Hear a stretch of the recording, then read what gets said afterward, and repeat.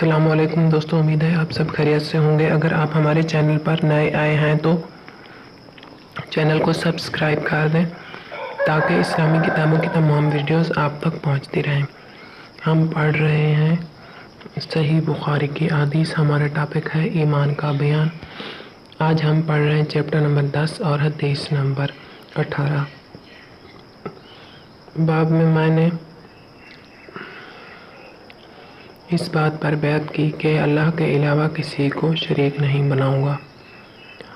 اس حدیث کو ابو الیمان نے بیان کیا، ان کو شعیب نے خبر دی۔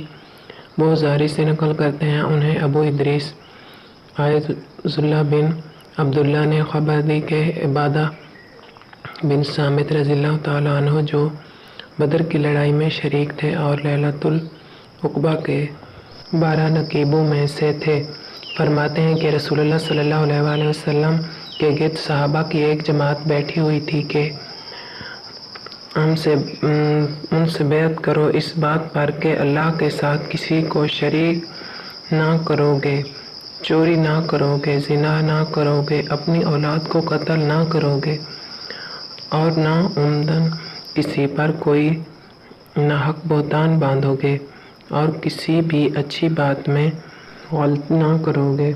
جو کوئی تم میں عہد کو پورا کرے گا تو اس کا ثواب اللہ کے ذمہ ہے، اور جو کوئی ان باتوں سے کسی کا ارتکاب کرے اور اسے دنیا میں قانون کے تحت سزا دی گئی تو یہ سزا اس کے لیے بدلہ ہو جائے گی، اور جو کوئی ان میں سے کسی بات میں مبتلا ہو گیا اور اللہ نے اس کے گناہ چھپا لیے تو پھر اس کا معاملہ اللہ کے حوالہ ہے، اگر چاہے معاف کرے اور اگر چاہے سزا دے۔ کہتے ہیں ہم سب نے ان باتوں پر آپ صلی اللہ علیہ وآلہ وسلم سے بیعت کر لی۔